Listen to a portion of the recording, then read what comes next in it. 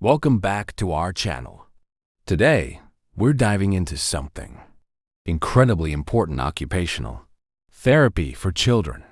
Occupational therapy for children plays a crucial role in helping them develop essential life skills, from holding a pencil to playing sports. Let's dive into how it all works and what beginners should be focusing on. What is occupational therapy for children? This type of therapy is especially helpful for children with developmental delays, autism, ADHD, and other conditions that make it difficult for them to navigate daily activities. Who needs occupational therapy? Many parents ask, does my child need occupational therapy? This therapy is highly beneficial for children who face challenges in coordination, motor skills, or everyday tasks.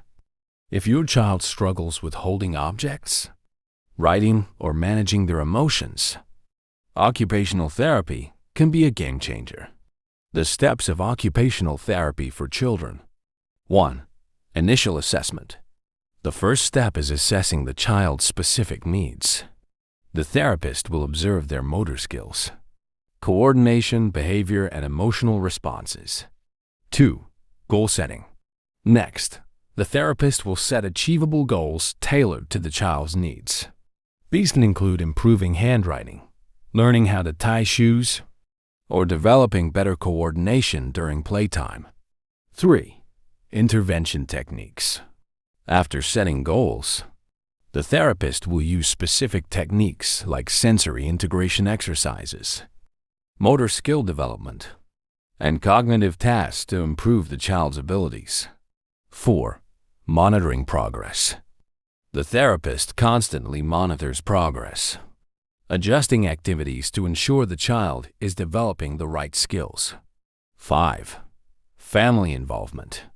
Lastly, occupational therapy often includes parent and family involvement. You'll learn techniques to continue helping your child at home, ensuring ongoing development.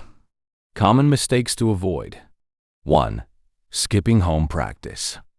Many parents make the mistake of relying only on therapy sessions, but continuing these exercises at home is crucial for progress. 2. Being impatient. Occupational therapy takes time. Don't expect results overnight. Celebrate small victories and be patient with the process. 3.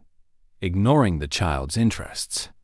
Make therapy fun by incorporating activities your child enjoys. For example, if they love drawing, focus on improving fine motor skills through art. If you want to learn about autism and its exercises in detail, check out this video. And do subscribe, like, and share.